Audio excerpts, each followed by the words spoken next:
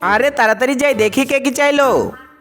Santa দাদু I need a laptop. আচ্ছা আচ্ছা ঠিক আছে, ওকে আমি ল্যাপটপটা দিয়ে দেই। এই তো এটাকে এখানে রেখে দেই। ভালো থেকো, আমি এখন যাই। কেউ যেন টেন না পাই, চুপি চুপি আমি আমার কাজটা সেরে ফেলি। আরে সান্টা দাদু তুমি কেমন আছো? ওরে বাবা রে বাবা, হ্যাঁ ভালো আছি। তুমি কি এখনো ঘুমাও নাই? আরে না সান্টা দাদু, এতক্ষণ তোমার অপেক্ষায় বসেছিলাম। এক কাজ করো, আমার গিফটটা দিয়ে দাও। কি গিফট? ये फंस गया। रुको जरा। আরে হ্যাঁ আমি গিফট নিয়ে এসেছি। তুমি এক কাজ করো, আলমারির চাবিটা নিয়ে আসো, আমি আলমারির ভিতরে গিফটটা রেখে যাব। আচ্ছা এখনই আমি চাবি নিয়ে আসতেছি। আরে বাবা তো ঘুমিয়ে আছে, এই সুযোগে আস্তে আস্তে করে চাবিটা নিয়ে আসি। এই তো ডোর খুলে চাবিটা নিয়ে নিলাম। এখন সান্টা দাদুর কাছে চলে যাই। সান্টা দাদু এই যে নাও চাবি। আচ্ছা ঠিক আছে দাও। A few moments later. কাজ হয়ে গেছে। আরে সান্টা দাদু তুমি আমার গিফট রেখে দিয়েছো? আরে হ্যাঁ রেখে দিয়েছি, তুমি সকাল হলেই আলমারি থেকে গিফটটা নিয়ে নিবে। আমি চলে যাই, তুমি শুয়ে পড়ো। ঠিক আছে সান্টা দাদু, গুড নাইট।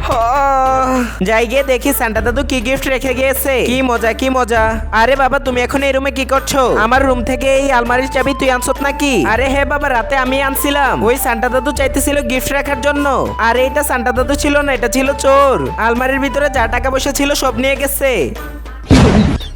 বাবা তুমি একটু উকি দিয়ে দেখো না সান্টা দাদু আমার জন্য কি গিফট রেখে গিয়েছে। তোর গিফট লাগবে? এই যে নে।